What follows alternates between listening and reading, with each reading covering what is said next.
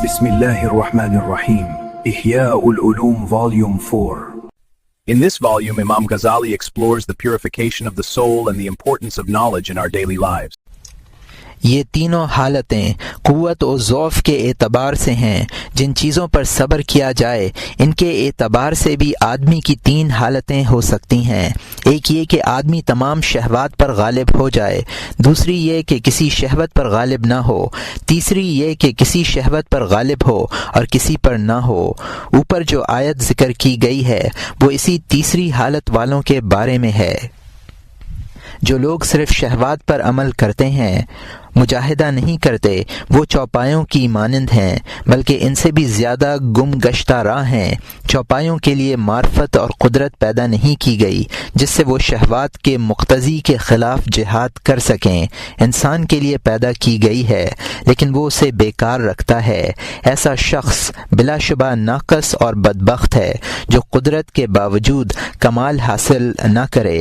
بقول شاعر وَلَمْ أَرْ فِي عُيُوبِ النَّاسِ عَيْبًا كَنَقْصِ الْقَادِرِينَ عَلَى التَّمَامِ. میں نے لوگوں کے عیوب میں کوئی عیب ایسا نہیں دیکھا جیسے کمال قدرت رکھنے والوں کا نقص. صبر کی دو اور قسمیں. آسانی اور دشواری کے اعتبار سے بھی صبر کی دو قسمیں ہیں. ایک وہ صبر ہے جو نفس پر شاق ہو اور بغیر مشقت اور جد و جہد کے اس پر مداومت مشکل ہو. اس کا نام تصبر یعنی زبردستی صبر کرنا ہے.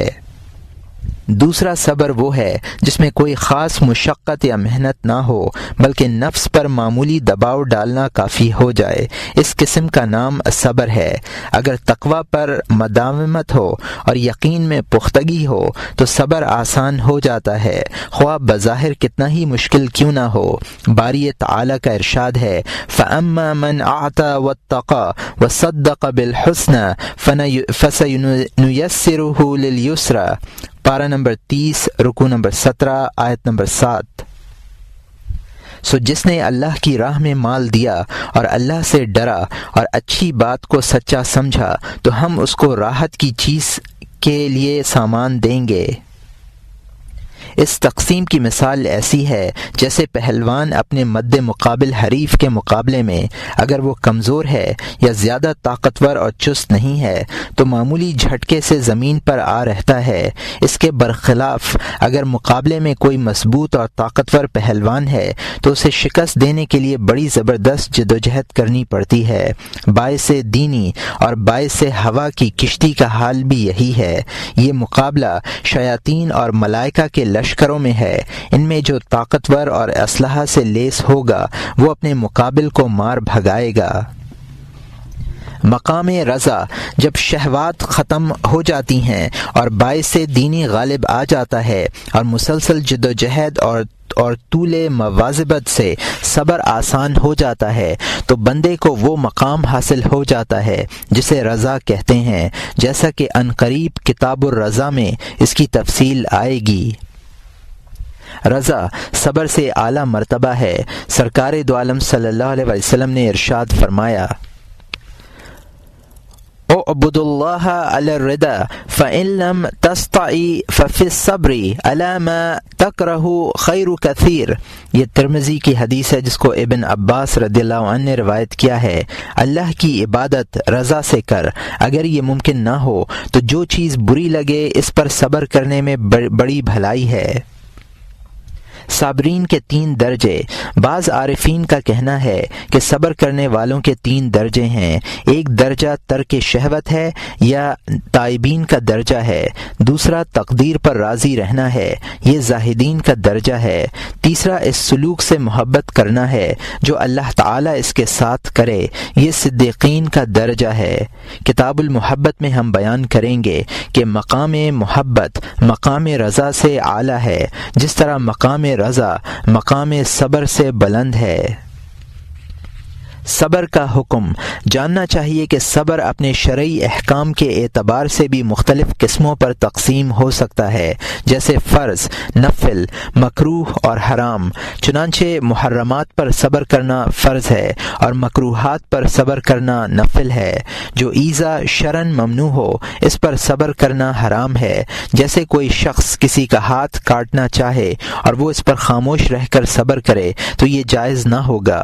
اسی طرح اگر کوئی شخص اس کی بیوی پر ہاتھ ڈالے یہاں تک کہ اس کی غیرت میں اشتعال پیدا ہو لیکن صبر کی وجہ سے غیرت کا اظہار نہ کر سکے اور جو کچھ بیوی کے ساتھ ہو رہا ہو اس پر خاموش تماشائی بنا رہے، یہ صبر بھی حرام ہے۔ مکروہ صبر وہ ہے جو کسی ایسی اذیت پر کیا جائے جو شرعاً مکروہ ہو۔ اس تقسیم کے بیان سے ہمارا مقصد یہ ہے کہ صبر کے باب میں بھی شریعت کو کسوٹی سمجھنا چاہیے۔ حدیث شریف میں صبر کو نصف ایمان قرار دیا گیا ہے۔ اس کا مطلب یہ ہرگز نہیں کہ ہر قسم کا صبر قابل تعریف ہے، بلکہ صبر وہی اچھا ہے جو شریعت کی نظر میں اچھا ہو، ورنہ خواہ مخواہ جسم کو تکلیف دینا ہے جس کا کوئی اجر نہیں ہے۔ بندہ ہر حال میں صبر کا محتاج ہے۔ جاننا چاہیے کہ زندگی میں بندے کو جن حالات سے سابقہ پیش آتا ہے وہ دو طرح کے ہوتے ہیں، یا تو اس کی خواہش کے موافق ہوتے ہیں یا موافق نہیں ہوتے بلکہ وہ انہیں ناپسند کرتا ہے۔ بندہ ان دونوں حالتوں میں صبر کا محتاج ہے۔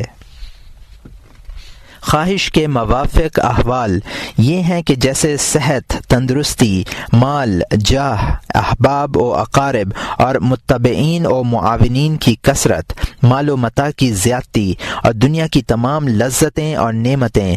ان حالات میں بندے کو صبر کی بڑی سخت ضرورت ہے، اس لیے کہ اگر اس نے ضبط نفس سے کام نہیں لیا اور نفس کو ان تمام دنیاوی لذتوں میں آزاد چھوڑ دیا، خواہ وہ لذتیں مباح ہی کیوں نہ ہوں، تو اس کا اندیشہ ہے کہ وہ سرکش بن جائے گا اور اترانے لگے گا۔ قرآن کریم کے ارشاد کے مطابق یہ انسانی طبیعت کی خصوصیت ہے کہ جب وہ غنی ہوتا ہے تو سرکشی پر کمر بستہ ہو جاتا ہے۔ ان الانسان لیطغی ان رآہ استغنی، پارہ نمبر 30، رکوع نمبر 21، آیت نمبر 7۔ بے شک کافر آدمی حد آدمیت سے نکل جاتا ہے اس وجہ سے کہ اپنے آپ کو مستغنی دیکھتا ہے۔ اس لیے بعض اللہ والے فرماتے ہیں کہ مصیبت پر مومن صبر کرتا ہے اور سلامتی پر صدیق کرتا ہے۔ حضرت سہیل تستری رحمۃ اللہ علیہ کا ارشاد ہے کہ سلامتی پر صبر کرنا مصیبت پر صبر کرنے سے زیادہ سخت ہے۔ صحابہ کرام رضوان اللہ علیہم اجمعین پر جب دنیاوی مال و متاع کے دروازے کھولے گئے تو انہوں نے فرمایا کہ جب تنگ دستی اور مفلسی کے ذریعے ہماری آزمائش کی گئی تو ہم نے صبر کیا اور اس آزمائش میں پورے اترے، لیکن اب مالداری اور فارغ البالی کے فتنے کے ذریعے ہمارا امتحان لیا جا رہا ہے، اب ہم صبر نہ کر سکیں گے اور ناکام ہو جائیں گے۔ قرآن کریم میں اسی لیے مال، اولاد اور بیویوں کے فتنے سے ڈرایا گیا ہے۔ یا ایھا الذین آمنوا لا تلھکم اموالکم ولا اولادکم عن ذکر اللہ، پارہ نمبر 28، رکوع نمبر 14، آیت نمبر 9۔ اے ایمان والو، تم کو تمہارے مال اور اولاد اللہ کی یاد سے غافل نہ کرنے پائیں۔ ان من ازواجکم و اولادکم عدو لکم فاحذروہم، پارہ نمبر 28، رکوع نمبر 16، آیت نمبر 14۔ تمہاری بعض بیویاں اور اولاد تمہارے دین کے دشمن ہیں سو تم ان سے ہوشیار رہو۔ حضرت صلی اللہ علیہ وسلم کا ارشاد ہے، الاولد مبخلۃ محبنۃ محزنہ، یہ ابو یعلا کی حدیث ہے جس کو ابو سعید رضی اللہ عنہ نے روایت کیا ہے۔ لڑکا بخل، بزدلی اور غم میں مبتلا کرتا ہے۔ ایک مرتبہ آپ نے اپنے نواسے حضرت حسن رضی اللہ عنہ کو دیکھا کہ وہ کرتے میں الجھ کر گرنا چاہتے ہیں۔ آپ انہیں اٹھانے کے لیے ممبر سے اترے اور فرمایا کہ اللہ تعالیٰ کا قول برحق ہے، انما اموالکم و اولادکم فتنہ، پارہ نمبر 28، رکوع نمبر 16، آیت نمبر 15۔ تمہارے اموال اور اولاد تمہارے لیے ایک آزمائش کی چیز ہے۔ جب میں نے اپنے بیٹے کو لڑکھڑاتے ہوئے دیکھا تو اپنے آپ کو نہ روک سکا اور اسے اٹھانے کے لیے ممبر سے اتر پڑا۔ اور یہاں مترجم نے حاشیے میں لکھا ہے کہ اصحاب السنن بروایت بریدہ، اور یہاں حاشیہ ختم ہوتا ہے۔ یہ مقام اصحاب بصیرت کے لیے عبرت کا ہے۔ اس سے معلوم ہوتا ہے کہ انسان کامل وہی ہے جو عافیت پر صبر کرے، اور عافیت پر صبر کرنے کے معنی یہ ہیں کہ اس کی طرف مائل نہ ہو اور یہ اعتقاد رکھے کہ یہ عافیت اور سلامتی چند روز کے لیے میرے پاس بطور امانت ہے، بہت جلد مجھ سے واپس لے لی جائے گی، یا اسے پا کر خوش ہونا اور ان نعمتوں، لذتوں اور لہو اور لعب میں ڈوب رہنا کسی عقل مند کے شایان شان نہیں ہے، بلکہ بہتر یہ ہے کہ اس پر اللہ تعالی کے جو حقوق ہیں ان نعمتوں کے ذریعے وہ حقوق ادا کرے۔ مثلا مال کا حق یہ ہے کہ اللہ کی راہ میں خرچ کرے، بدن کا حق یہ ہے کہ اس کے ذریعے دوسروں کی مدد کرے، زبان کا حق یہ ہے کہ سچ بولے۔ اگر آدمی اس طرح صبر کرے گا تو اس کا یہ صبر شکر سے قریب تر ہوگا، جبکہ آدمی شکر ادا نہ کرے اس وقت تک صبر مکمل نہیں ہوتا، جیسا کہ عنقریب یہ بیان آئے گا۔ عافیت اور سلامتی پر صبر کرنا اس لیے دشوار تر ہے کہ اس میں قدرت موجود ہوتی ہے، ورنہ جسے قدرت نہ ہو بیچارہ صبر نہ کرے تو کیا کرے۔ حقیقت میں صبر وہی ہے جو قدرت رکھنے کے بعد ہو۔ اس کی مثال ایسی ہے جیسے کوئی دوسرا تمہارے پچھنے لگائے یا فسد کھولے۔ اس صورت میں صبر کرنا پہلے کی بنسبت دشوار ہے۔ اسی طرح اگر بھوکے کے سامنے کھانا نہ ہو تو صبر آسانی سے کر سکتا ہے، لیکن اگر اس کے سامنے عمدہ اور لذیذ کھانا رکھا ہوا ہو اور اس سے صبر کرنے کے لیے کہا جائے تو یقیناً اس کے لیے صبر کرنا دشوار ہوگا۔ ناموافق حالات دوسری قسم میں وہ حالات ہیں جو خواہش سے موافقت نہ رکھتے ہوں۔ یہ حالات تین طرح کے ہو سکتے ہیں۔ ایک وہ ہیں جو بندے کے اختیار میں ہوں، جیسے اچھے اور برے اعمال۔ دوسرے وہ ہیں جو اس کے اختیار میں نہ ہوں، جیسے مصیبتیں اور حادثے۔ اور تیسرے وہ ہیں کہ ابتدا ان کے اختیار میں نہ ہو لیکن بعد میں اختیار ممکن ہو، جیسے موذی سے انتقام لینا۔ پہلی قسم اختیاری احوال۔ پہلی قسم یعنی وہ احوال جن میں بندے کے اختیار کو دخل ہے، اس کی بھی دو قسمیں ہیں۔ پہلی قسم طاعت اور دوسری قسم معصیت۔ بندہ ان دونوں میں صبر کا محتاج ہے۔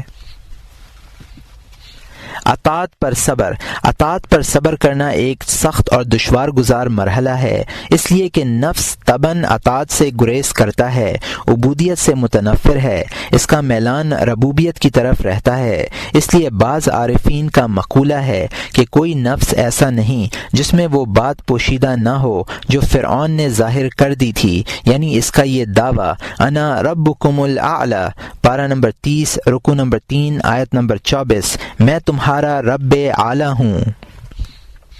فرعون کو اس دعوے کا یا اپنی دل کی پوشیدہ بات ظاہر کرنے کا موقع اس لیے مل گیا تھا کہ اس کی قوم حقیر تھی، کمزور تھی۔ اس نے فرعون کی طاقت کے سامنے سر تسلیم خم کیا اور اس کی اطاعت قبول کی۔ یوں ہر شخص کے دل میں یہ جذبہ پوشیدہ ہے کہ وہ رب کہلائے، اس کی پرستش کی جائے۔ یہی وجہ ہے کہ اکثر لوگ اپنے سے چھوٹوں، خادموں، نوکروں اور غلاموں کے سامنے اس طرح کا رویہ رکھتے ہیں جس سے ان کے اس جذبہ برتری کی تسکین ہو جاتی ہے۔ نیز یہی وجہ ہے کہ اگر کوئی خادم یا نوکر اپنے مالک یا آقا کی خدمت میں ذرا سی کوتاہی کر بیٹھتا ہے تو اسے یہ بات بعید معلوم ہوتی ہے۔ اس وقت اس کے غصے اور غیظ و غضب کا عالم دیدنی ہوتا ہے۔ اس کی وجہ اگر وہ بات نہیں جسے اس نے اپنے دل کے کسی گوشے میں چھپا رکھی ہے تو اس کے علاوہ کیا ہے؟ بہرحال عبودیت مطلقاً نفس پر شاق ہے۔ پھر عبادات میں سے بعض وہ عبادتیں ہیں جو سستی کی بنا پر شاق گزرتی ہیں، جیسے نماز، اور بعض بخل کی وجہ سے دشوار ہیں، جیسے زکوٰۃ، اور بعض سستی اور بخل دونوں وجہ سے گراں گزرتی ہیں، جیسے حج اور جہاد۔ اس سے معلوم ہوتا ہے کہ عطاعات پر صبر کرنا ایسا ہے جیسے مصائب پر صبر کرنا۔ پھر متی کو اپنی عطاعت پر 3 احوال میں صبر کرنا پڑتا ہے۔ اولاً عطاعت سے پہلے اور اخلاص نیت کی تصحیح اور اخلاص کے عزم کے سلسلے میں، اور اپنے اخلاص کو ریا کے شوائب اور آفات کی دوائی سے بچانے کے سلسلے میں انتہائی صبر کی ضرورت ہے۔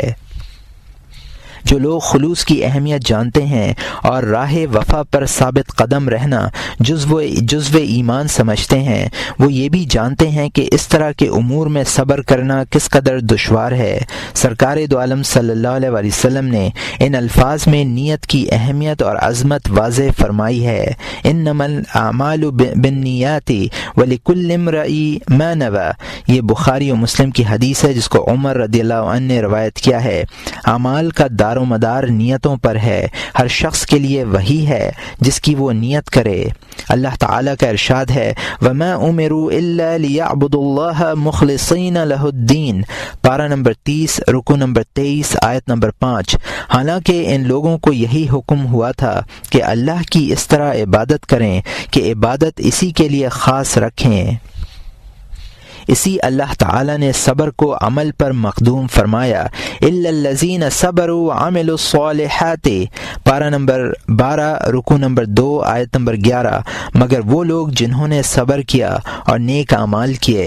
دوسری حالت عمل کی حالت ہے۔ اس حالت میں بھی صبر کا التزام بے حد ضروری ہے تاکہ عمل کے دوران اللہ سے غافل نہ رہے، اس کے مقرر کردہ آداب و سنن کی پابندی کرے اور عمل کے آغاز سے آخر تک ہر ادب کی رعایت کرے، اور عمل سے فارغ ہونے تک ان تمام دوائی سے صبر کرے جن سے عمل میں نقص پیدا ہوتا ہے۔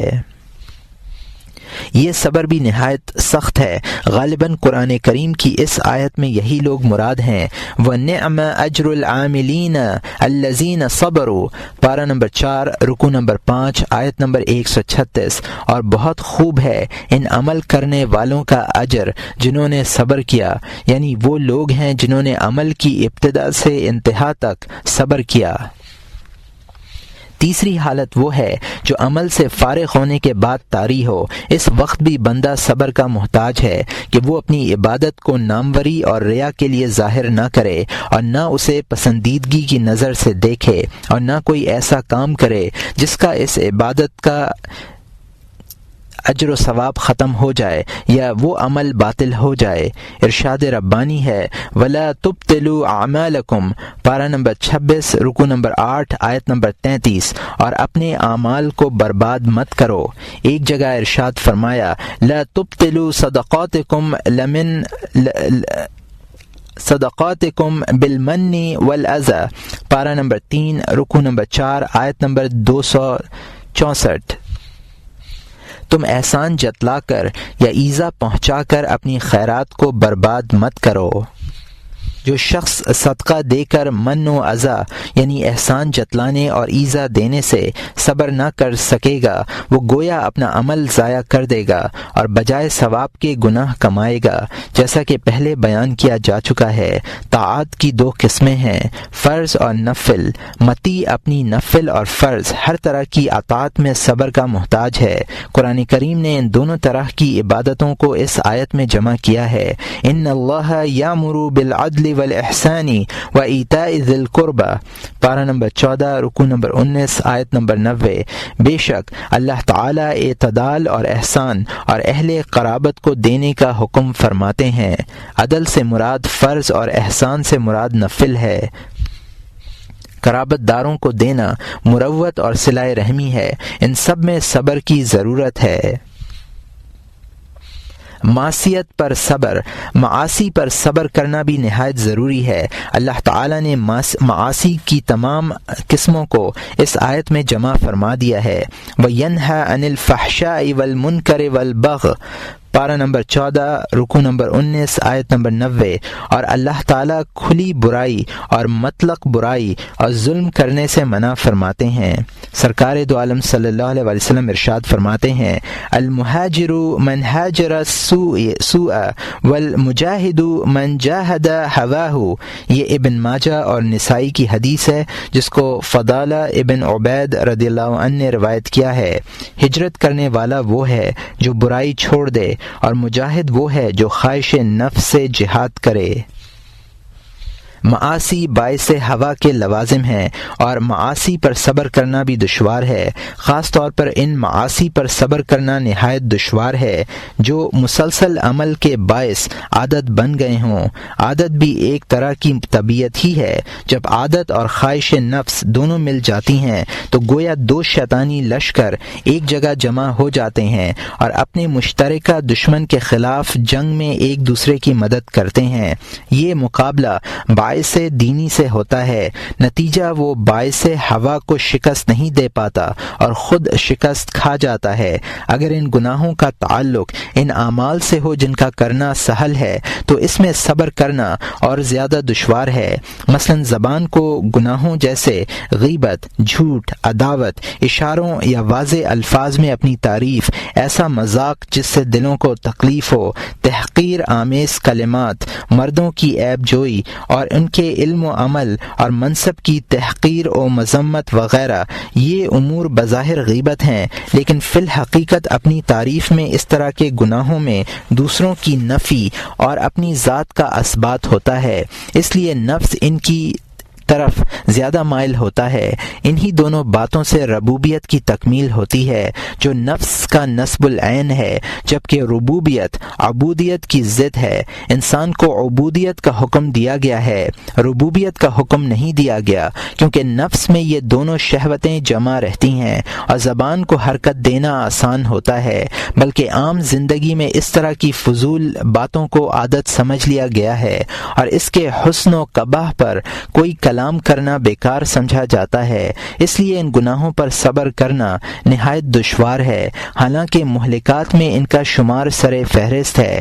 عجیب بات ہے، اگر کوئی شخص ریشمی لباس پہن لے تو اسے نہایت برا تصور کرتے ہیں۔ غالباً ان کے سامنے سرکار دو عالم صلی اللہ علیہ وسلم کا یہ ارشاد نہیں ہے ان الغیبت اشد من الزنا، یہ غیبت زنا سے شدید تر ہے، اور یہاں مترجم نے حاشیے میں لکھا ہے کہ یہ روایت کتاب آفات اللسان میں گزر چکی ہے، اور یہاں حاشیہ ختم ہوتا ہے۔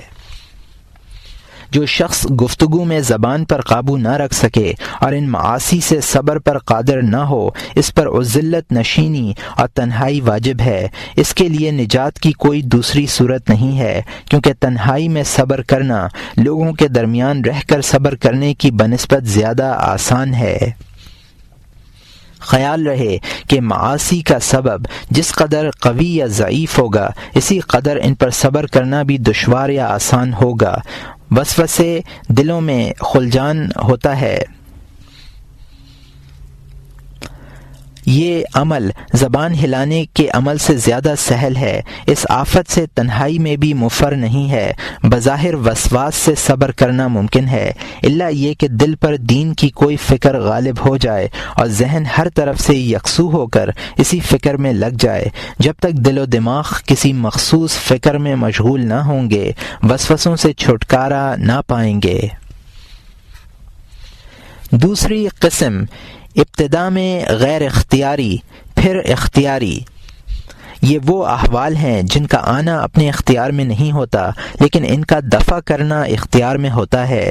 مثال کے طور پر کسی کو قول یا فعل سے ایذا دی گئی یا اس کے نفس اور مال میں کوئی قصور کیا گیا، ان امور پر صبر کرنا اور بدلہ نہ لینا کبھی واجب ہوتا ہے اور کبھی فضیلت کا باعث۔ بعض صحابہ رضوان اللہ علیہم اجمعین فرماتے تھے کہ ہم اس شخص کے ایمان کو ایمان ہی نہیں سمجھتے جو ایذا پر صبر صبر نہ کرے۔ اللہ تعالیٰ کا ارشاد ہے وَلَنَّصْبِرَنَّ عَلَى مَا آذَيْتُمُونَ وَعَلَى اللَّهِ فَلْيَتَوَكَّلِ الْمُتَوَكِّلُونَ، پارہ نمبر 13 رکوع نمبر 14 آیت نمبر 12۔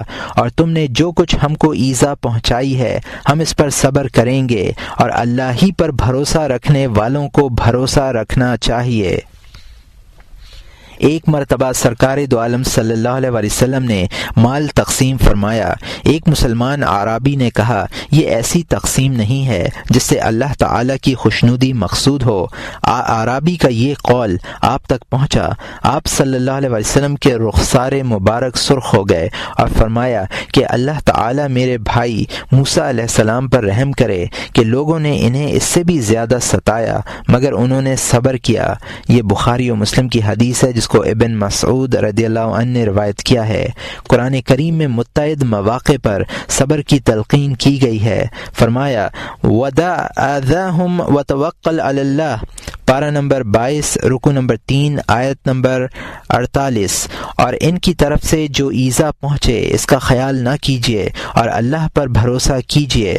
وَاصْبِرْ عَلَى مَا يَقُولُونَ وَاهْجُرْهُمْ حَجْرًا جَمِيلًا، پارہ نمبر 29 رکوع نمبر 13 آیت نمبر 10۔ اور یہ لوگ جو باتیں کرتے ہیں ان پر صبر کرو اور خوبصورتی کے ساتھ ان سے الگ رہو۔ وَلَقَدْ نَعْلَمُ أَنَّكَ يَضِيقُ صَدْرُكَ بِمَا يَقُولُونَ فَسَبِّحْ بِحَمْدِ رَبِّكَ وَكُنْ مِنَ الصَّاجِدِينَ، پارہ نمبر 14 رکوع نمبر 6 آیت نمبر 97 اور 98۔ اور واقعی ہم کو معلوم ہے کہ یہ لوگ جو باتیں کرتے ہیں ان سے آپ تنگ دل ہوتے ہیں، تو آپ اپنے پروردگار کی تسبیح و تحمید کرتے رہیے اور نمازیں پڑھنے والوں میں رہیے۔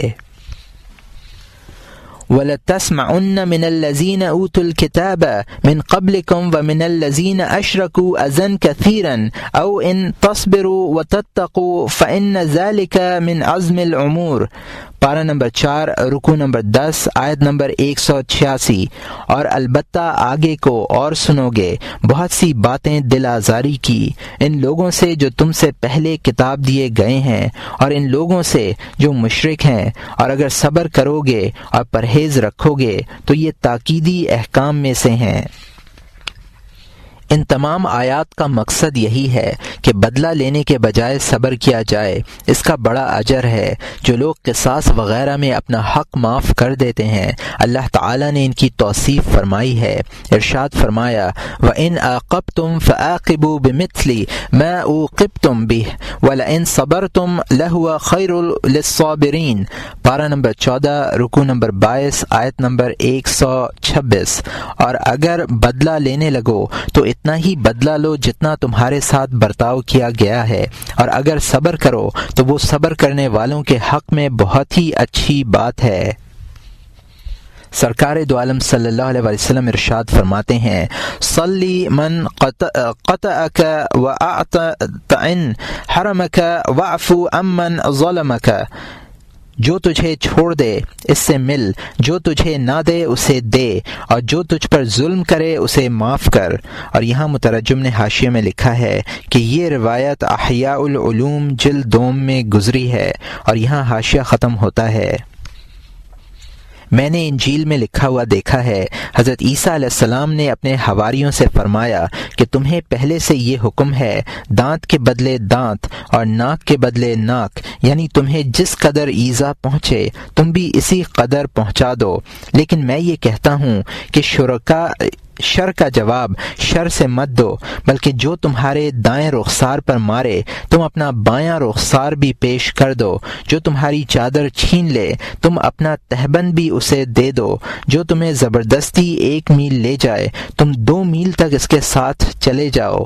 یہ سب روایات اذیت اور تکلیف پر صبر کے باب میں ہیں۔ یہ صبر کا اعلیٰ مرتبہ ہے، اس لیے کہ اس صورت میں باعث دینی کے مقابلے میں غضب اور شہوت دونوں ہوتے ہیں، ان دونوں پر قابو پانا بڑے حوصلے کا کام ہے۔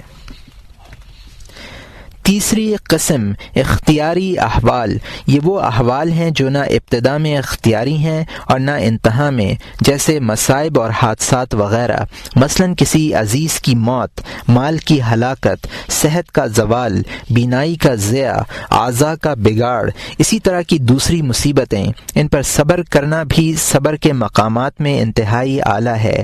حضرت عبداللہ ابن عباس رضی اللہ عنہ ارشاد فرماتے ہیں کہ قرآن کریم میں صبر کی 3 صورتیں مذکور ہیں۔ اول ادائے فرض پر صبر، اس کے 300 درجے ہیں۔ دوم اللہ تعالی کی حرام کردہ چیزوں پر صبر، اس کے 600 درجے ہیں۔ سوم پہلے صدمے پر صبر، اس کے 900 درجے ہیں۔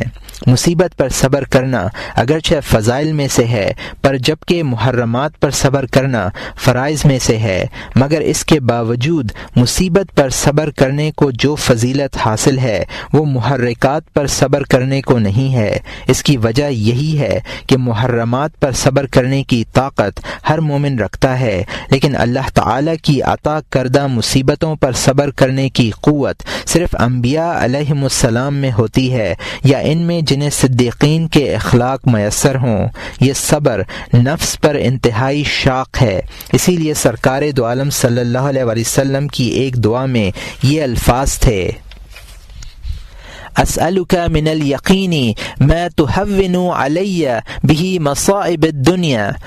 یہ ترمذی اور نسائی کی حدیث ہے جس کو ابن عمر رضی اللہ عنہ نے روایت کیا ہے۔ میں تجھ سے اس یقین یعنی صبر کی درخواست کرتا ہوں جس سے تو مجھ پر دنیا کی مصیبتیں آسان کر دے۔ اس دعا سے یہ بھی معلوم ہوتا ہے کہ یہ صبر حسن یقین کے درجے میں ہے۔ حضرت ابو سلیمان دارانی رحمۃ اللہ علیہ کہتے ہیں، بخدا ہم ان چیزوں پر صبر نہیں کر سکتے جنہیں ہم اچھا سمجھتے ہیں، بھلا ان چیزوں پر صبر کیسے کر سکتے ہیں جو ناپسندیدہ ہیں۔ ایک حدیث قدسی میں یہ الفاظ ہیں: اذا وجہت الی عبد من عبیدی مصیبتا فی بدنہ او مالہ او ولدہ ثم استقبل ذلك بصبر جمیل استحییت منہ یوم القیامت انصب له میزانا او انشر له دیوانا۔ یہ ابن عدی کی حدیث ہے جس کو انس رضی اللہ عنہ نے روایت کیا ہے، جب میں اپنے بندوں میں سے کسی بندے پر اس کے بدن، مال یا اولاد میں کوئی مصیبت بھیجتا ہوں اور وہ صبر جمیل سے اس کا استقبال کرتا ہے تو مجھے قیامت کے روز اس سے شرم آتی ہے کہ میں اس کے لیے ترازو کھڑی کروں اور اس کے اعمال نامے پھیلاؤں۔ ایک حدیث میں ہے انتظار الفرج بالصبر عبادہ۔ یہ مسند الشہاب کی حدیث ہے جس کو ابن عمر رضی اللہ عنہ نے روایت کیا ہے۔ صبر کے ساتھ فراخی کا انتظار عبادت ہے۔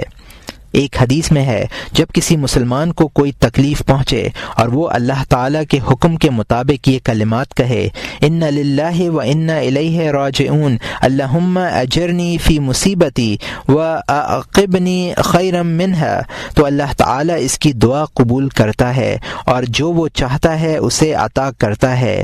یہ مسلم کی حدیث ہے جس کو ام سلمہ رضی اللہ عنہا نے روایت کیا ہے۔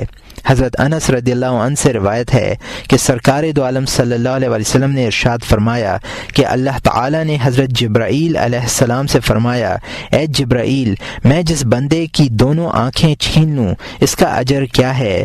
جبرائیل علیہ السلام نے عرض کیا: سبحانک لا علم لنا الا ما علمتنا۔ ارشاد فرمایا اس کا اجر یہ ہے کہ وہ ہمیشہ میرے گھر میں رہے اور میرے دیدار سے بہرہ مند ہو۔ یہ طبرانی اوسط کی حدیث ہے جس کو ہلال ابن میمون رضی اللہ عنہ نے روایت کیا ہے۔ ایک حدیث قدسی میں ہے کہ جب میں اپنے کسی بندے کو مصیبت میں مبتلا کرتا ہوں اور وہ صبر کرتا ہے اور اپنی عیادت کرنے والوں سے شکوہ نہیں کرتا تو میں اس کا گوشت بہتر گوشت سے بدل دیتا ہوں اور اس کا خون بہتر خون سے تبدیل کر دیتا ہوں، اور جب اسے تندرست کرتا ہوں تو اس حال میں کرتا ہوں کہ اس کے ذمے کوئی گناہ باقی نہیں رہتا، اور جب موت دیتا ہوں تو اسے اپنی رحمت میں ڈھانپ لیتا ہوں۔ یہ موطا امام مالک کی حدیث ہے جس کو ابو سعید رضی اللہ عنہ نے روایت کیا ہے۔ حضرت داؤد علیہ السلام نے عرض کیا، اے اللہ، اس غمزدہ کا اجر کیا ہے جو صرف تیری رضا کے لیے مصائب پر صبر کرے؟ ارشاد فرمایا، اس کا اجر یہ ہے کہ میں اسے ایمان کا ایسا لباس فاخرہ پہناؤں جو اس کے جسم سے کبھی جدا نہ ہو۔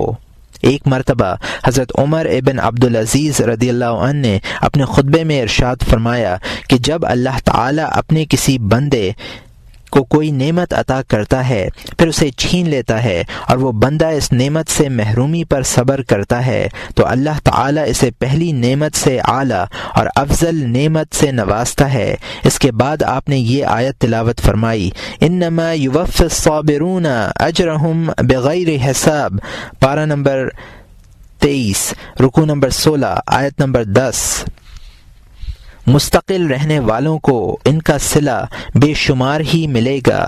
حضرت فضیل ابن عیاض رحمۃ اللہ علیہ سے صبر کی حقیقت دریافت کی گئی۔ آپ نے ارشاد فرمایا کہ اللہ تعالیٰ کے فیصلے پر راضی ہونے کا نام صبر ہے۔ لوگوں نے دریافت کیا، یہ کیسے؟ فرمایا، جو شخص راضی رہتا ہے وہ اپنی حیثیت سے زیادہ کا طالب نہیں ہوتا۔ حضرت شبلی رحمۃ اللہ علیہ شفا خانے میں محبوس ہوئے تو کچھ لوگ آپ کی عیادت کے لیے آئے۔ آپ نے ان سے دریافت فرمایا، کیوں آئے ہو؟ انہوں نے عرض کیا، ہم لوگ آپ کی زیارت کے لیے آئے ہیں، آپ کے احباب ہیں۔ آپ نے انہیں ڈھیلوں سے مارنا شروع کر دیا، وہ لوگ مارے خوف کے بھاگنے لگے۔ آپ نے فرمایا، اگر تم میرے دوست ہوتے تو میری مصیبت پر صبر کرتے۔ ایک عارف اپنی جیب میں پرچہ رکھ کر پھرا کرتے تھے اور بار بار نکال کر اس کا مطالعہ کیا کرتے تھے۔ اس پرچے پر لکھا ہوا تھا، وَاصْبِرْ لِحُكْمِكَ رَبِّكَ فَإِنَّكَ بِأَعْيُنِنَا، پارہ نمبر 27، رکوع نمبر 4، آیت نمبر 48۔ اور آپ اپنے رب کی اس تجویز پر صبر سے بیٹھے رہیے کہ آپ ہماری حفاظت میں ہیں۔ بیان کیا جاتا ہے کہ فتح موصلی رحمۃ اللہ علیہ کی بیوی ٹھوکر کھا کر گر پڑیں، گرنے سے ان کا ناخن ٹوٹ گیا مگر وہ ہنسنے لگیں۔ لوگوں نے عرض کیا، کیا آپ تکلیف محسوس نہیں کرتیں؟ کہنے لگیں، میں اس تکلیف پر صبر کے ثواب کے خیال سے ہنس رہی ہوں، اس خیال نے میری تکلیف زائل کر دی ہے۔ حضرت داؤد علیہ السلام نے حضرت سلیمان علیہ السلام سے ارشاد فرمایا، مومن کے تقوی پر 3 چیزوں سے استدلال کیا جاتا ہے، جو چیز حاصل نہ ہو اس میں حسن توکل، جو حاصل ہو جائے اس پر حسن رضا، جو دے کر چھین لی جائے اس پر حسن صبر۔ سرکار دو عالم صلی اللہ علیہ وسلم ارشاد فرماتے ہیں، من اجلال اللہ معرفتی حقہ ان لا تشکو وجہک ولا تذکر مصیبتک۔ یہ ابن ابی الدنیا کی موقوفاً حدیث ہے جس کو سفیان رضی اللہ عنہ نے روایت کیا ہے۔ خدا تعالی کی تعظیم اور اس کے حق کی معرفت یہ ہے کہ تم اپنے درد کا شکوہ نہ کرو اور نہ اپنی مصیبت کا ذکر کرو۔ ایک بزرگ تھیلے میں کچھ روپے لے کر نکلے، آگے جا کر تھیلا غائب تھا۔ کہنے لگے، جس نے لیا ہے اللہ اسے ان روپوں میں برکت عطا کرے، ہو سکتا ہے اسے ان روپوں کی مجھ سے زیادہ ضرورت ہو۔ ایک بزرگ روایت کرتے ہیں کہ میں سالم مولا ابی حذیفہ کے پاس اس حال میں گیا کہ ان کی زندگی کی چند سانسیں باقی رہ گئی تھیں۔ میں نے ان سے عرض کیا، کیا میں آپ کو پانی پلاؤں؟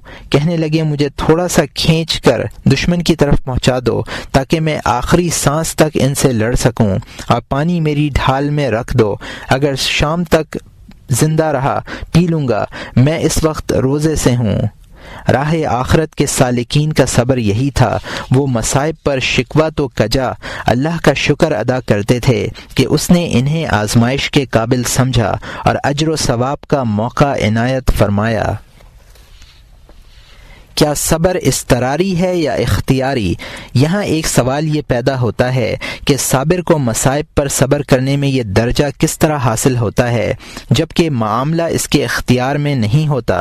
مصائب سب غیر اختیاری ہیں، وہ چاہے نہ چاہے اسے یہ مصیبتیں برداشت کرنی ہوں گی، مگر اس صبر سے مراد یہ ہے کہ اس کے دل میں ذرا سی کراہیت بھی نہ ہو تو یہ آدمی کے اختیار میں داخل نہیں ہے۔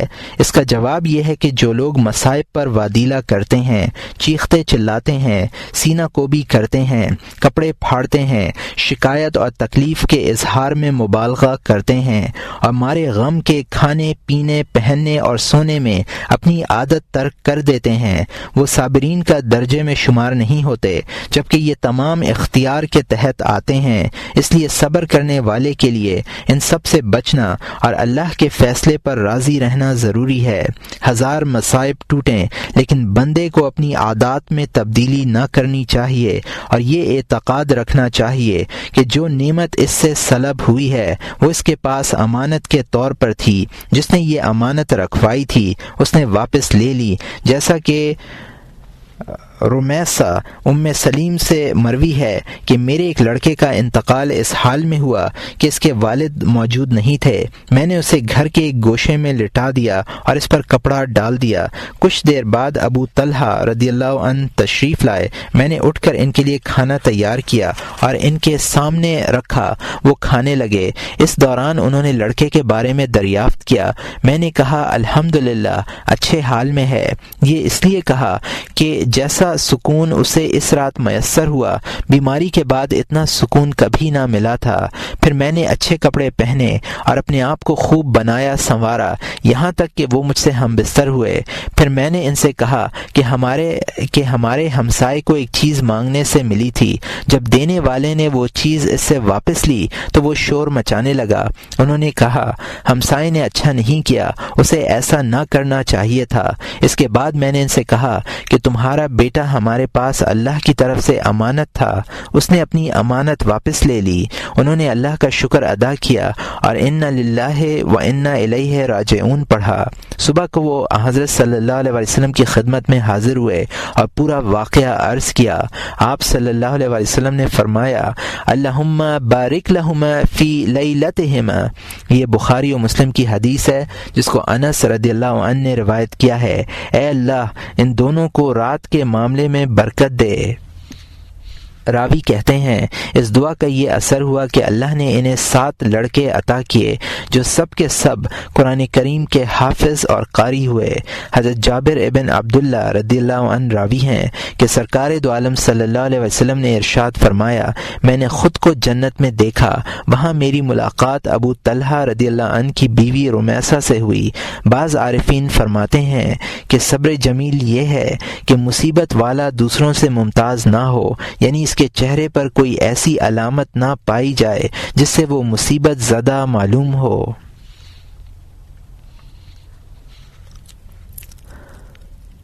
مردے پر رونا صبر کے خلاف نہیں، مردے پر آنسو بہانا یا دل کا غمزدہ ہونا صبر کے خلاف نہیں ہے، اس لیے کہ یہ بشریت کے تقاضے ہیں، انسان زندگی میں خود کو ان سے جدا نہیں کر سکتا۔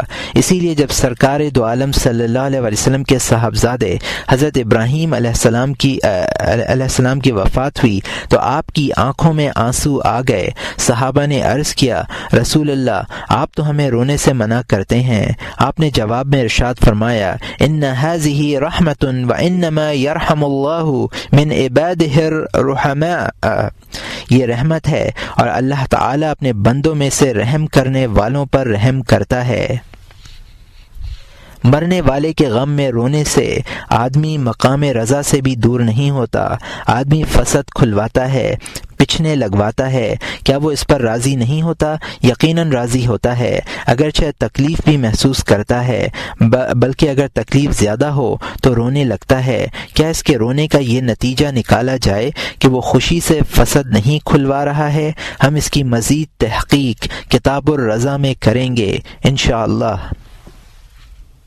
ابن نجیح رحمۃ اللہ علیہ نے کسی خلیفہ کی موت پر تعزیتی خط میں لکھا جو شخص یہ بات جانتا ہے کہ جو چیز اللہ نے اس سے لی ہے وہ اس کا حق ہے، وہ اس بات کا زیادہ مستحق ہے کہ جو چیز اللہ نے اس کے لیے باقی رکھی ہے اس میں اس کے حق کی عظمت کا احساس کرے۔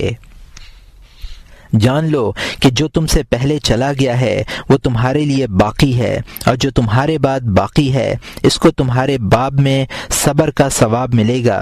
یہ بات بھی یاد رکھو کہ صابرین کو مصیبت پر صبر کرنے کا جو ثواب ملتا ہے وہ اس نعمت کی بنسبت زیادہ عمدہ اور اعلیٰ ہے جو مصائب سے بچے رہنے کی صورت میں انہیں حاصل ہوئی ہے۔ مصیبتوں کو چھپانا کمال صبر ہے۔ کمال صبر یہ ہے کہ آدمی اپنے مرض، تنگ دستی اور دوسری تمام مصیبتیں پوشیدہ رکھے۔ ایک بزرگ کا قول ہے کہ مصائب، آلام اور صدقات کا اخفاء احسان کے خزانوں میں سے ایک قیمتی خزانہ ہے۔ صبر کی ان تقسیمات سے پتہ چلتا ہے کہ صبر تمام احوال اور افعال میں واجب ہے۔ جو شخص شہوات سے بچنے کے لیے گوشہ نشین ہو جائے وہ صبر سے بے نیاز نہیں ہو سکتا، خواہ کتنا ہی تنہا کیوں نہ رہے، اس لیے کہ شیطانی وسوسے قلب پر اثر انداز ہوتے ہیں۔ وساوس کا خلجان تنہائی میں بھی چین نہیں لینے دیتا۔ دل میں دو طرح کی باتیں آتی ہیں، یا تو ان چیزوں سے متعلق آتی ہیں جو فوت ہو چکی ہیں اور اب ان کا تدارک ممکن نہیں، یا ان چیزوں سے متعلق آتی ہیں جن کا مستقبل میں ملنا ممکن ہے، بشرطیہ کہ قسمت میں ہو۔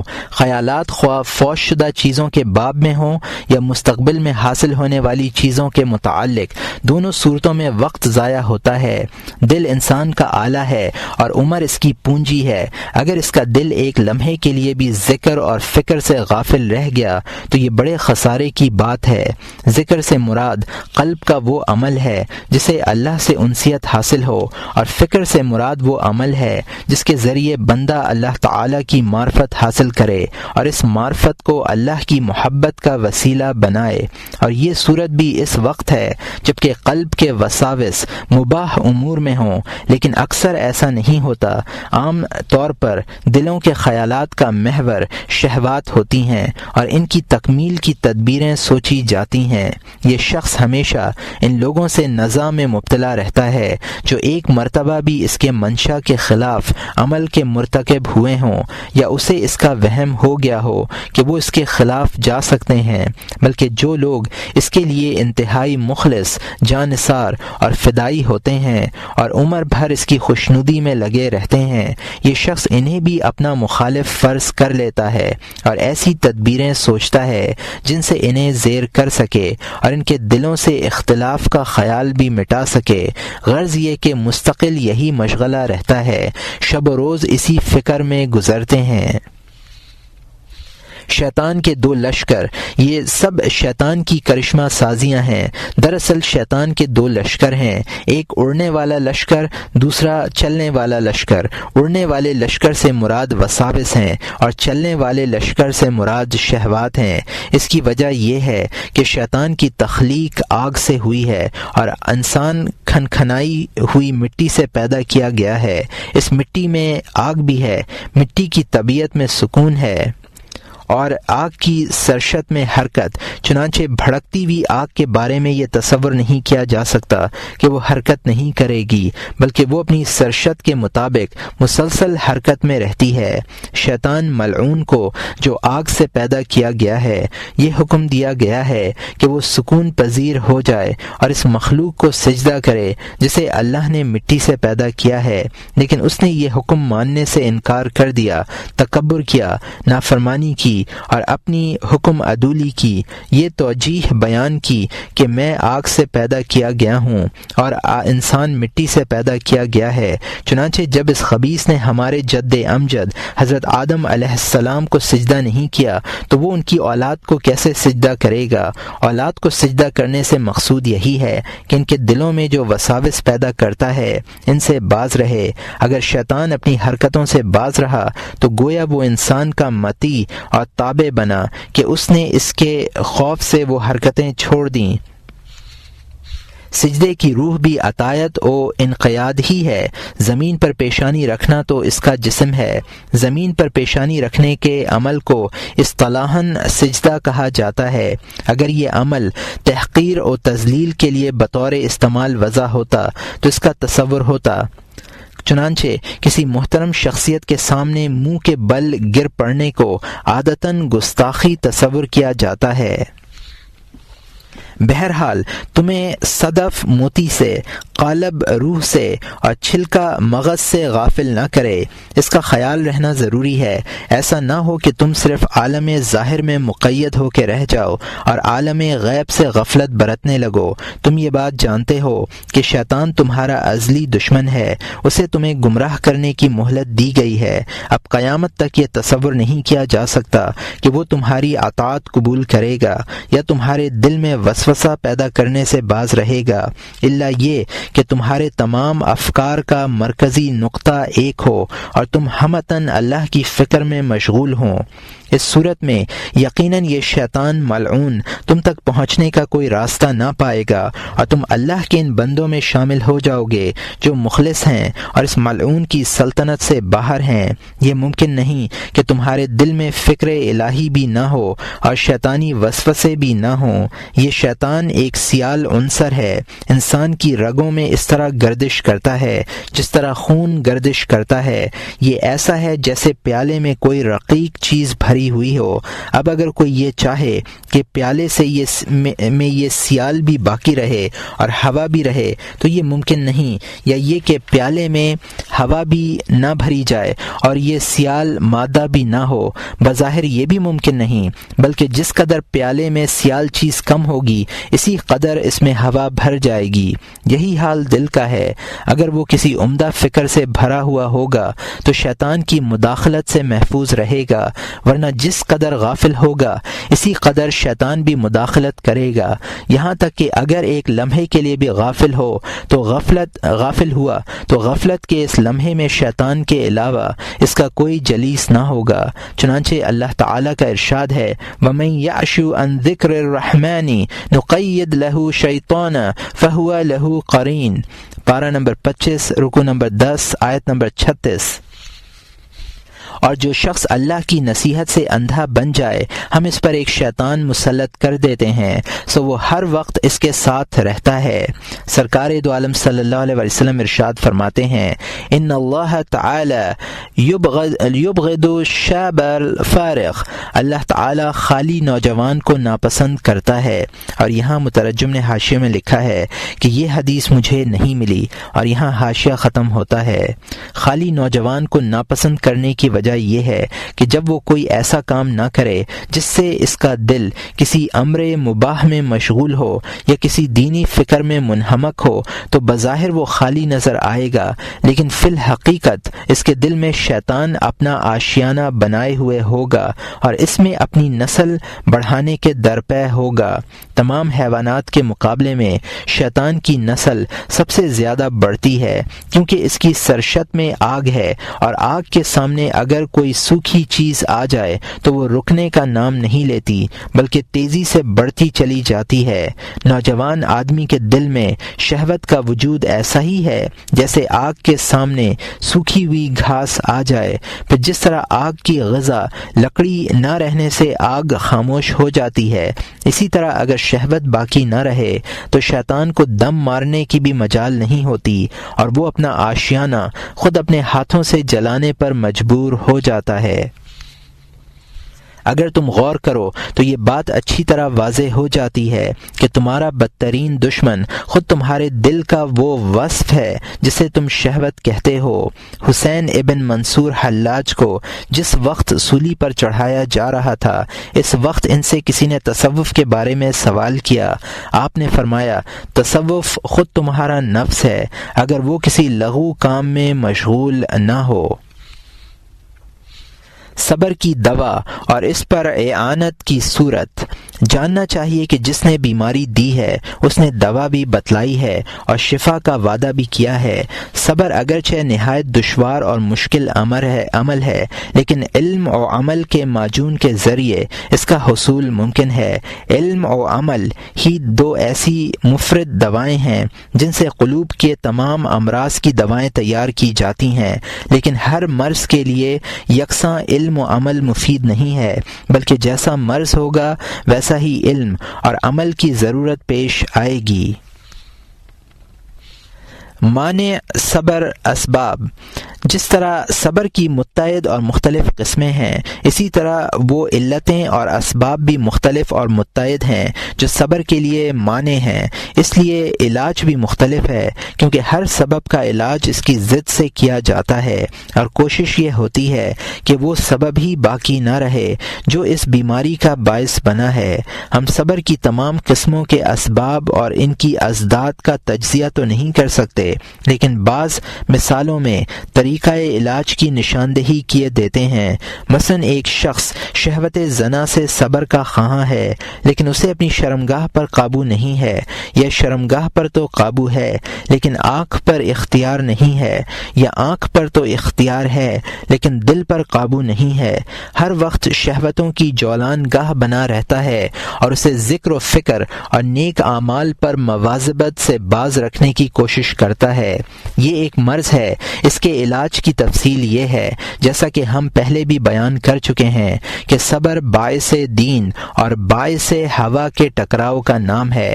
اگر ہم ان دونوں سے کسی ایک کو غالب دیکھنا چاہتے ہیں تو ہمیں اس کو تقویت دینی ہوگی تاکہ وہ غالب آ سکے، اور دوسرے کو کمزور کرنا ہوگا تاکہ وہ مغلوب ہو سکے۔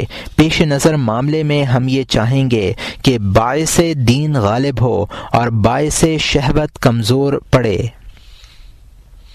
باعث شہوت کس طرح کمزور ہو؟ باعث شہوت کو کمزور بنانے کی 3 صورتیں ہیں۔ ایک تو یہ کہ اس کی قوت اصلی کا جائزہ لیں اور یہ دیکھیں کہ اسے کہاں سے قوت ملتی ہے۔ غور کیا جائے تو یہ معلوم ہوگا کہ شہوت کو عمدہ غذاؤں سے تقویت حاصل ہوتی ہے۔ اس کا علاج یہ ہے کہ مسلسل روزے رکھے جائیں اور افطار کے وقت ایسی غذا معمولی مقدار میں کھائی جائے جس سے شہوت کو تحریک نہ ہو، مثلا گوشت وغیرہ استعمال نہ کیا جائے۔ دوسری صورت یہ ہے کہ وہ اسباب ترک کیے جائیں جن سے شہوت میں فوری طور پر ہیجان پیدا ہوتا ہے۔ شہوت میں ہیجان نظر کے باعث ہوتا ہے۔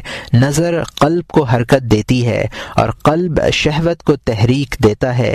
اس لیے سب سے پہلے نظر کے امکانات کو معدوم کرنا ہے، اور اس کی شکل یہ ہے کہ تنہائی اختیار کی جائے اور ان مواقع سے دور رہا جائے جہاں خوبصورت چہروں پر نظر پڑنے کا موقع ہو۔ سرکار دو عالم صلی اللہ علیہ وسلم کا ارشاد ہے، ان نظرۃ سہم مسموم من سہام ابلیس، نظر ابلیس کے تیروں میں سے ایک زہریلا تیر ہے۔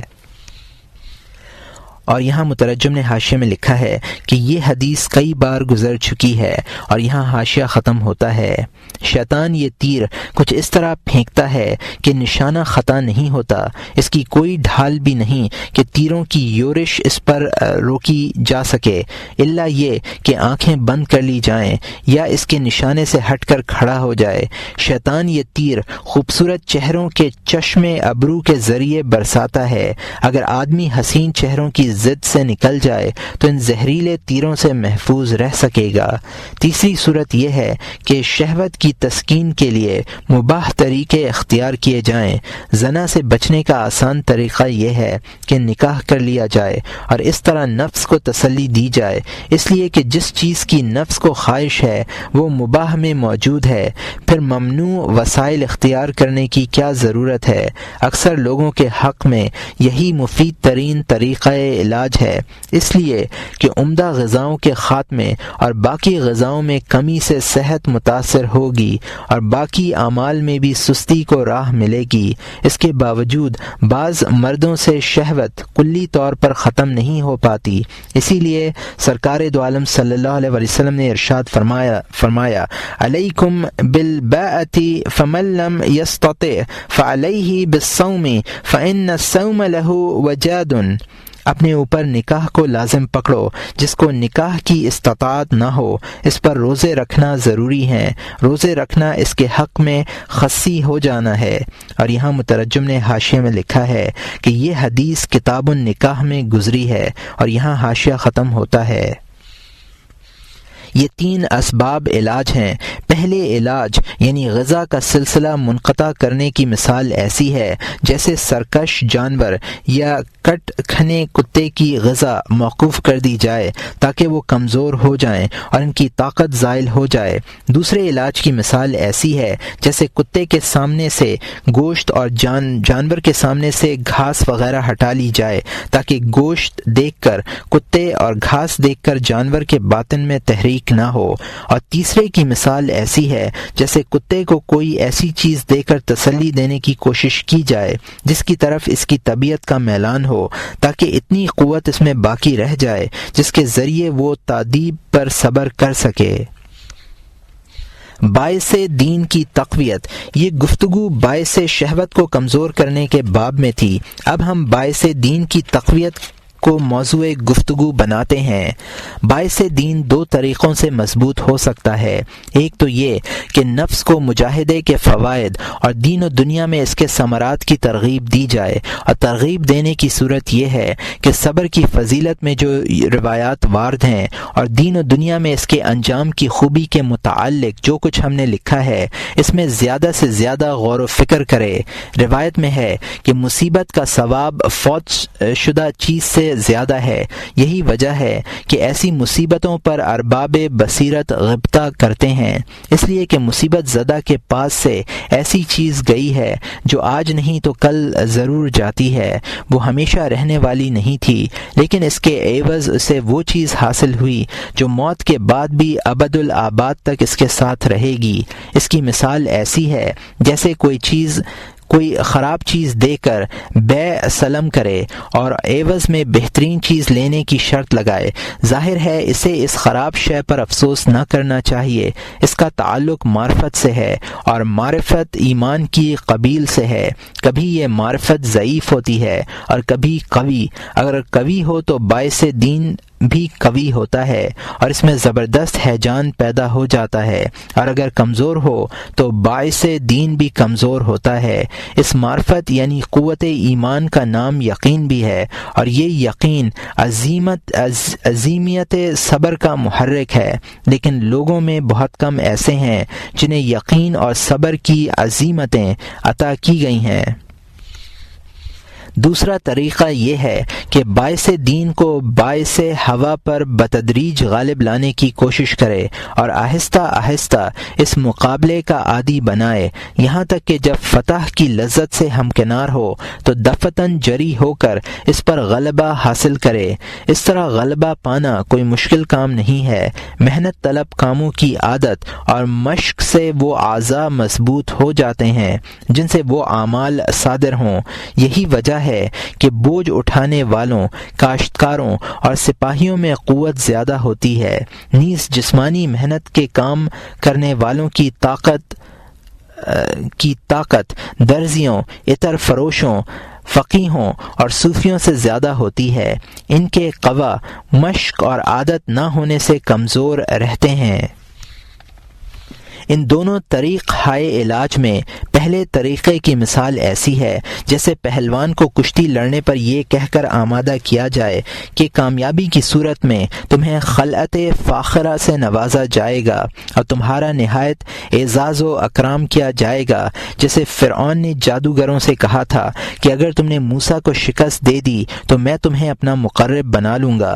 دوسرے طریقے کی مثال ایسی ہے جیسے کسی ایسے لڑکے کو جسے پہلوان یا سپاہی بنانا مقصود ہو، فنون سپاہ گری کی تعلیم دی جائے اور پہلوانی کے داؤ پیچ سکھلائے جائیں، یہاں تک کہ وہ ان فنون سے مانوس ہو جائے اور اس کی قوت و جرأت میں بچپن ہی سے اضافہ ہوتا رہے۔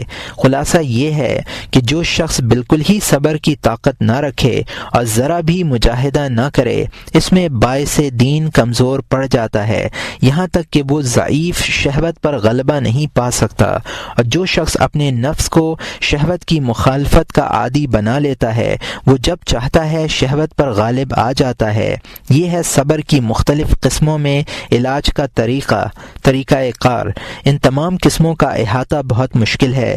ان میں سب سے دشوار ترین قسم باطن کو حدیث نفس سے روکنا ہے، خاص طور پر ایسے شخص کے لیے جو تمام شہوات ترک کر کے ذلت نشین ہو جائے اور ذکر و فکر کے مراقبے میں مشغول ہو جائے۔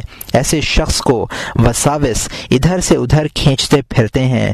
بظاہر اس کا کوئی علاج نہیں الا یہ کہ اہل و عیال، مال و جاہ، دوست اور احباب سے راہ فرار اختیار کر کے تمام ظاہری اور باطنی رشتے منقطع کر لیے جائیں اور غذا کی معمولی مقدار پر قناعت کر کے کسی گوشۂ تنہائی کو اپنا ٹھکانہ بنا لیا جائے۔ لیکن اس طریقے سے اسی وقت فائدہ ہوگا جب تمام افکار کا محور ایک ہو، یعنی اللہ تعالی کی ذات و صفات۔ پھر قلب پر فکر الہی کا غلبہ بھی کافی نہیں ہے جب تک وہ آسمان و زمین کے ملکوت، اللہ تعالی کے عجائب صنعت اور اس کے معارف کو اپنے فکر کی جولان گاہ اور باطن کی سیرگاہ نہ بنائے۔ اس صورت میں یہ توقع کی جا سکتی ہے کہ شیطان رسہ کشی سے باز آ جائے اور آدمی کے دل کو وساوس کا شکار نہ کرے۔ اگر سیر باطنی کی صلاحیت نہیں تو نجات کی صورت بجز اس کے کوئی نہیں کہ اوراد و وظائف پر مداومت کرے، یعنی بیداری کا کوئی لمحہ ایسا نہ گزار دے جس میں نماز یا تلاوت یا کوئی ذکر نہ ہو۔ اور اوراد و وظائف میں صرف زبان کی حرکت کافی نہیں بلکہ دل کو بتکلف حاضر کرنا بھی ضروری ہے۔ اس منصوبہ بند طریقے کے بعد عام طور پر سلامتی قلب کی امید کی جا سکتی ہے، البتہ بعض اوقات کا فکر رہ جائے گا، اس لیے کہ بعض اوقات ایسے ہوتے ہیں کہ جن میں ذکر و فکر سے مانع حادثات پیش آئیں گے، مثلا خوف، مرض، کسی انسان کی طرف سے پہنچنے والی ایذا، یا جن لوگوں سے تنہائی کے باوجود اسباب معیشت میں سابقہ پڑے ان کی سرکشی یا نافرمانی۔ یہ وہ تمام اسباب ہیں جن سے قلب کی مشغولیت متاثر ہو سکتی ہے۔ ان کے علاوہ بھی بعض اور معنی بن سکتے ہیں، مثلا کھانا، پینا، پہننا اور معیشت کے وسائل اختیار کرنا۔ ظاہر ہے معاش کے لیے بھی وقت کی ضرورت ہے، بشرط یہ کہ اپنی معاش کا خود کفیل ہو، لیکن کوئی دوسرا شخص کفیل ہو تو سکتا ہے، معاش کے مسائل سے فارغ رہے، لیکن لباس اور طعام کے لیے وقت نکالنے پر ضرور مجبور ہوگا۔ اس طرح یہ امور بھی قلب کے اشغال میں رکاوٹ کا باعث بنیں گے، لیکن امید یہ ہے کہ تمام دنیاوی علائق منقطع کرنے کے بعد آدمی اکثر اوقات سلامت رہ سکتا ہے، بشرط یہ کہ کوئی حادثہ پیش نہ آئے یا مصیبت نازل نہ ہو۔ ان اوقات میں دل صاف رہتا ہے اور فکر آسان ہو جاتا ہے۔ آسمان و زمین کے ملکوتی اسرار اس قدر منکشف ہوتے ہیں کہ اس شخص کے دل پر ان کا 10واں حصہ بھی منکشف نہیں ہوتا جو علائق میں گرفتار ہو۔ عارف کا اس مرتبے پر پہنچنا ممکن ہے، یہ انتہائی مرتبہ ہے، انسان اپنی کوشش سے یہ مرتبہ حاصل کر سکتا ہے۔ جہاں تک قلب کے تصفیے اور اس پر اسرار الہی کے انکشاف کا معاملہ ہے وہ تقدیر پر منحصر ہے۔ اس کی مثال ایسی ہے جیسے شکار اور رزق کہ جتنا جس کی قسمت میں ہوتا ہے اسی قدر ملتا ہے۔ بعض اوقات ذرا سی محنت سے بہت سا شکار ہاتھ آ جاتا ہے اور کبھی دن بھر کی محنت کے بعد تھوڑا سا شکار ملتا ہے، اس میں بندے کے اختیار کو کچھ دخل نہیں۔ یہ تمام معاملات اللہ کے ہاتھ میں ہے اور تمام دار و مدار کشش الہی پر ہے، البتہ بندے کے اختیار میں یہ ہے کہ اس کشش کے لیے جدوجہد کرتا رہے۔ اس طرح کے تمام باتوں سے دل کا تعلق منقطع کر لے جو دنیا کی طرف کھینچتی ہیں۔ اوپر کی طرف کشش اسی وقت ہوگی جب نیچے کی کشش منقطع ہو جائے گی۔ اس حدیث شریف میں انہی دنیاوی علائق کو قطع کرنے کا حکم وارد ہے۔ فرمایا ان لربکم فی ایام دہرکم نفخات لا افتعرضوا لها، تمہارے رب کے تمہارے زمانے کے دنوں میں نفخات ہیں، یاد رکھو تم ان نفخات کے سامنے ہو جاؤ،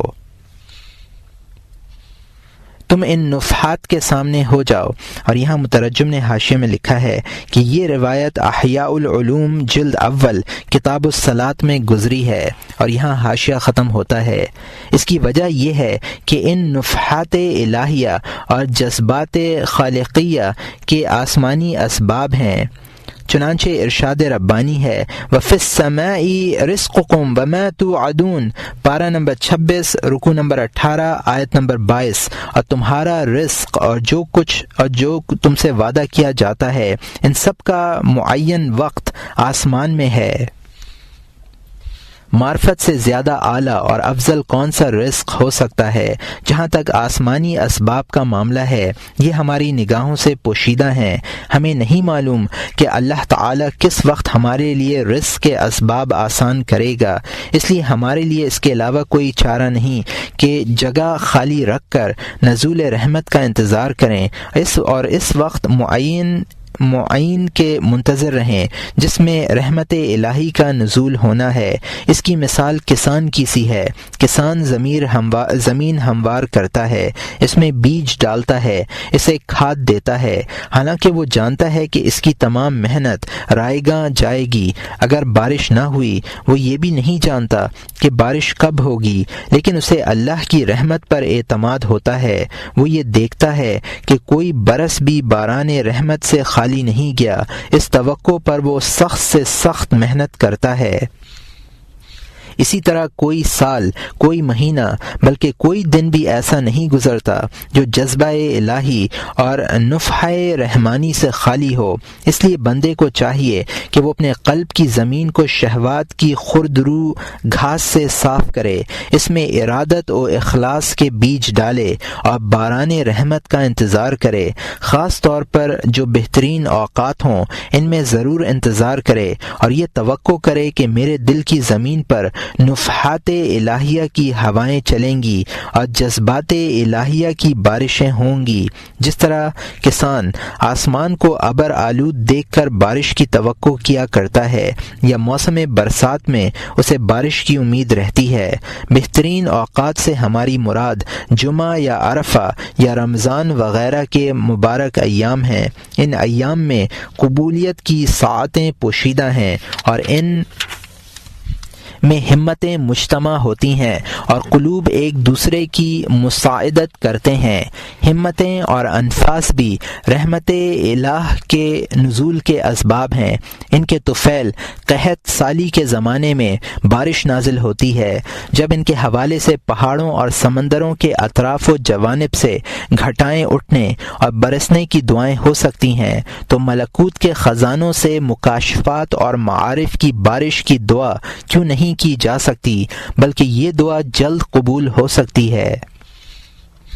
اس لیے کہ گھٹائیں تو سمندروں سے اٹھیں گی اور پہاڑوں سے ٹکرا کر برسیں گی، احوال اور معارف کے خزانے تو خود تمہارے دل میں موجود ہیں، اور یہ اور بات ہے کہ دنیاوی تعلقات اور شہوات کی وجہ سے ان پر حجاب پڑ گیا ہو۔ اس لیے اب آدمی کے کرنے کا کام صرف یہ ہے کہ وہ حجاب دور کر دے تاکہ معارف کے انوار روشن ہو جائیں۔ ظاہر ہے زمین کھود کر پانی نکالنا زیادہ سہل ہے بنسبت اس کے کہ کسی دور دراز جگہ سے پانی اس میں لا کر ڈالا جائے۔ یہ بات معلوم ہو چکی ہے کہ معارف ایمانی ہر وقت دل میں موجود رہتے ہیں، انسان انہیں بھولا ہوا ہے یا ان کی طرف سے لاپرواہ ہے۔ اس لیے اللہ تعالی نے قرآن کریم میں متعدد جگہوں پر لفظ تذکر استعمال کیا ہے اور اس امر کی طرف اشارہ کیا ہے کہ ان معارف کو یاد کیا جائے اور ان سے لاپرواہی نہ برتی جائے۔ چنانچہ ارشاد ہے وَلِيَتَذَكَّرُ أُولُو الْأَلْبَابِ، پارہ نمبر 13 رکوع نمبر 19 آیت نمبر 52، اور تاکہ دانشمند لوگ نصیحت حاصل کریں۔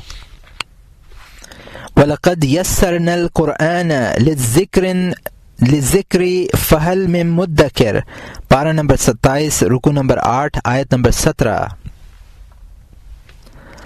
اور ہم نے قرآن کو نصیحت حاصل کرنے کے لیے آسان کر دیا ہے، سو کیا کوئی نصیحت حاصل کرنے والا ہے؟ یہ ہے وساوس کے علاج کی تفصیل۔ یہ درجہ صبر کا انتہائی درجہ ہے، اور تمام علائق سے صبر کرنا خواطر اور وساوس پر صبر کرنے سے مقدم ہے۔ حضرت جنید رحمۃ اللہ علیہ فرماتے ہیں کہ دنیا سے آخرت کی طرف چلنا مومن کے لیے آسان ہے، اور حق کی محبت میں مخلوق سے جدائی اختیار کرنا دشوار ہے۔ نفس سے فرار اختیار کر کے اللہ کی طرف جانا بھی کچھ کم سخت نہیں ہے، لیکن سب سے زیادہ سخت اور دشوار امر یہ ہے کہ آدمی اللہ کے ساتھ صبر کرے۔ حضرت جنید رحمۃ اللہ علیہ نے اولاً اس صبر کی شدت کا ذکر کیا جو دل کے شواغل ترک کرنے کی صورت میں کیا جاتا ہے۔ اس کے بعد مخلوق سے ترک تعلق کی شدت بیان فرمائی۔ ربوبیت مطلوب ہے۔ نفس کو سب سے زیادہ تعلق خلق اور جاہ سے ہوتا ہے۔ اقتدار، غلبے، حاکمیت اور بالاتری میں جو لذت ہے وہ دنیا کی کسی چیز میں نہیں ہے۔ اچھے اچھے عقل مند اس لذت کے اسیر ہیں، اور ان کے نزدیک اس سے بڑھ کر کوئی دوسری لذت نہیں ہے، اور یہ اعلیٰ ترین لذت کیوں نہ ہو، جبکہ یہ اللہ تعالی کی صفات میں سے ایک صفت ہے، یعنی ربوبیت، اور قلب کو یہ صفت اس لیے محبوب ہے کہ اس میں امور ربوبیت کی مناسبت پائی جاتی ہے، جیسا کہ اللہ تعالی ارشاد فرماتا ہے قل الروح من امر ربی، پارہ نمبر 15 رکوع نمبر 10 آیت نمبر 85۔ آپ فرما دیجئے کہ روح میرے رب کے حکم سے بنی ہے۔ قلب کے لیے ربوبیت کی محبت معیوب نہیں ہے، بلکہ اس کی مذمت کی وجہ محض شیطان ہے، کیونکہ شیطان اسے عالم امر سے دور کرتا ہے، اسے فریب دیتا ہے اور اسے اس کے اصل راستے سے ہٹاتا ہے۔ شیطان کے حسد کی وجہ ظاہر ہے، اسے یہ گوارا نہیں کہ آدمی کا دل عالم امر سے ہو، اس لیے اسے گمراہ کرنے کے درپے ہے، ورنہ حقیقت یہ ہے کہ طلب ربوبیت مذموم نہیں ہے، بلکہ یہ تو عین سعادت ہے، کیونکہ اس طرح وہ ربوبیت کا طلبگار بن کر آخرت کی سعادتوں کا خواہاں ہے، یعنی ایسی بقا چاہتا ہے جس میں فنا نہیں، ایسی عزت چاہتا ہے جس میں کوئی ذلت نہیں، ایسا امن چاہتا ہے جس میں کوئی خوف نہیں، ایسی مالداری چاہتا ہے جس میں فقر نہیں، ایسا کمال چاہتا ہے جس میں نقص نہیں۔ یہ تمام اوصاف ربوبیت کے اوصاف ہیں، اور ان کا طلب کرنا مذموم نہیں ہے، بلکہ ہر بندے کو اس کا حق ہے کہ وہ اپنے لیے لامحدود سلطنت چاہے، اور جو ملک طلب کرتا ہے وہ سربلندی، عزت اور کمال کا طالب پہلے ہوتا ہے۔ لیکن یاد رکھنے کی بات یہ ہے کہ ملک دو قسم کے ہیں۔ ایک ملک وہ جو طرح طرح کی مصیبتوں سے گھرا ہوا ہے اور بہت جلد حاصل ہو جاتا ہے اور بہت جلد فنا ہو جاتا ہے، یہ ملک دنیا میں ہے۔ اور ایک ملک وہ ہے جو ہمیشہ ہمیشہ رہنے والا ہے، اس میں نہ کوئی رنج ہے اور نہ مصیبت ہے، نہ کوئی شخص اس ملک پر حملہ آور ہو سکتا ہے اور نہ اسے تباہ و برباد کر سکتا ہے۔ لیکن یہ ملک جلد ہاتھ آنے والا نہیں ہے، یہ ملک آخرت میں ہے، لیکن کیونکہ انسان فطرتاً جلد باز ہوتا ہے، اس لیے وہ حال کو مال پر ترجیح دیتا ہے، اس لیے وہ حال کو معال پر ترجیح دیتا ہے۔ انسان اس کی فطرت کے اس پہلو سے آشنا ہے، اس لیے اس نے اس کا رخ ملک دنیا کی طرف موڑ دیا، اس دنیا کو اس کے لیے آراستہ کیا۔ آخرت کے مالک بھی بن سکتے ہیں، یہ مغالطہ شیطان نے اسے احمق سمجھتے ہوئے دیا۔ چنانچہ حدیث شریف میں ہے وَالْأَحْمَقُ مَنْ أَتْبَعَ نَفْسَهُ هَوَاهَا وَتَمَنَّى عَلَى اللَّهِ۔ احمق وہ ہے جو اپنے نفس کو اس کی خواہش کا تابع کر دے اور اللہ تعالی پر تمنا کرے۔ اور یہاں مترجم نے حاشیے میں لکھا ہے کہ یہ روایت احیاء العلوم جلد سوم میں گزری ہے، اور یہاں حاشیہ ختم ہوتا ہے۔ جس کی قسمت میں ذلت اور رسوائی لکھ دی گئی ہے، وہ شیطان کے فریب میں آ کر دنیا کی عزت و سلطنت کا طالب بن جاتا ہے اور اس کے حصول میں ہمتاً مشغول ہو جاتا ہے، لیکن جس کے حصے میں توفیق ارزانی ہے وہ اس فریب کا شکار نہیں ہوتا، حال کی سلطنت سے روگدانی کرتا ہے اور معال کی سلطنت کے حصول میں مشغول رہتا ہے۔ پہلی قسم کے لوگوں کا حال قرآن کریم میں اس طرح بیان کیا گیا ہے کلا بل تحبون العاجلہ وتذرون الآخرہ، پارہ نمبر 29 رکوع نمبر 17 آیت نمبر 20 اور 21۔ ہرگز ایسا نہیں، بلکہ صرف بات یہ ہے کہ تم دنیا سے محبت رکھتے ہو اور آخرت چھوڑ بیٹھے ہو۔ ان هؤلاء يحبون العاجلة ويذرون وراءهم يوما ثقيلا، پارہ نمبر 29 رکوع نمبر 20 آیت نمبر 27۔ یہ لوگ دنیا سے محبت رکھتے ہیں اور اپنے آگے آنے والے ایک بھاری دن کو چھوڑ بیٹھے ہیں۔ فَأَعْرِضْ عَمَّنْ تَوَلَّى عَنْ ذِكْرِنَا وَلَمْ يُرِدْ إِلَّا الْحَيَاةَ الدُّنْيَا ذَلِكَ مَبْلَغُهُمْ مِنَ الْعِلْمِ، پارہ نمبر 27 رکوع نمبر 6 اور آیت نمبر 29 اور 30۔ تو آپ ایسے شخص سے اپنا خیال ہٹا لیجئے جو ہماری نصیحت کا خیال نہ کرے اور بجز دنیاوی زندگی کے اس کا کوئی مقصود نہ ہو۔ ان لوگوں کی فہم کی رسائی کی حد بس یہی ہے۔ جب شیطان کا مکر تمام مخلوق میں پھیل گیا، اللہ تعالی نے انبیاء کرام کے پاس فرشتے بھیجے اور انہیں دشمن کو ہلاک کرنے کے طریقے سے آگاہ کیا۔ چنانچہ انبیاء کرام مخلوق کو ملک مجازی سے ملک حقیقی کی طرف بلاتے ہیں اور اسے اس حقیقت سے آگاہ کرتے ہیں کہ ملک مجازی کی کوئی اصل نہیں ہے، نہ اسے دوام ہے نہ بقا، یہ ایک ناپائیدار اور فانی ملک ہے۔ چنانچہ وہ مخلوق کو اس طرح دعوت دیتے ہیں، یا ایھا الذین آمنوا ما لکم اذا قیل لکم انفروا فی سبیل اللہ اثاقلتم الی الارض اردیتم بالحیاة الدنیا من الآخرہ فما متاع الحیاة الدنیا فی الآخرہ الا قلیل، پارہ نمبر 10 رکوع نمبر 12 آیت نمبر 38۔ اے ایمان والو، تم لوگوں کو کیا ہوا کہ جب تم سے کہا جاتا ہے کہ اللہ کی راہ میں جہاد کے لیے نکلو تو تم زمین کو لگے جاتے ہو؟ کیا تم نے آخرت کے عوض دنیاوی زندگی پر قناعت کر لی؟ سو دنیاوی زندگی کا تمتع تو آخرت کے مقابلے میں بہت قلیل ہے۔ دنیا و آخرت کی بادشاہی تورات، انجیل، زبور، قرآن اور موسیٰ اور ابراہیم علیہ السلام کے صحیفے اور دوسری تمام آسمانی کتابیں اسی لیے نازل ہوئی ہیں کہ مخلوق کو دائمی ملک کی طرف دعوت دیں اور انہیں یہ تلقین کریں کہ وہ دنیا میں بھی بادشاہ بن کر رہیں اور آخرت میں بھی بادشاہ ہوں۔ دنیا کی بادشاہی یہ ہے کہ اس میں زہد اختیار کریں، تھوڑے مال پر قناعت کریں، اور آخرت کی بادشاہی یہ ہے کہ اللہ تعالیٰ کا قرب حاصل کر کے وہ بقا پائیں جسے فنا نہ ہو، اور وہ عزت پائیں جس پر ذلت کا اثر نہ پڑے، اور آنکھوں کی وہ ٹھنڈک حاصل کریں جو اس عالم میں مخفی کر دی گئی ہے اور کوئی نفس اس سے واقف نہیں ہے۔ شیطان مخلوق کو دنیا کی سلطنت کی طرف اس لیے بلاتا ہے کیونکہ وہ یہ بات جانتا ہے کہ جو لوگ دنیا کی سلطنت کے درپے ہوتے ہیں انہیں آخرت کی سلطنت نہیں ملتی، اس لیے دنیا و آخرت دو سوتنوں کی طرح ہیں، ایک کی موجودگی میں دوسری نہیں رہ سکتی۔ نیز شیطان یہ بھی جانتا ہے کہ دنیا اگر کسی کو مل جائے تو باقی رہنے والی نہیں ہے، اسی لیے وہ دنیا کی ترغیب دیتا ہے۔ پھر یہی نہیں کہ اگر کسی کو دنیا مل جائے تو اسے سکون سے رہنے دے، بلکہ اس پر حسد کرتا ہے، طرح طرح سے پریشان کرتا ہے، جھگڑے کھڑے کرتا ہے۔ دنیا کے تمام مال و متاع کا یہی حال ہے، اول تو مشکل سے حاصل ہوتا ہے، مل بھی جائے تو اسے باقی رکھنے کے لیے بڑی تدبیریں کرنی پڑتی ہیں، شدید مشقتیں برداشت کرنی پڑتی ہیں، اور باقی بھی رہ جائے تو کب تک؟ فنا ہو جائے گی۔ موت سے کسی کو مفر نہیں، خواہ وہ حاکم ہو یا محکوم۔ قرآن کریم نے ان دنیا داروں کی صحیح تصویر کھینچی ہے۔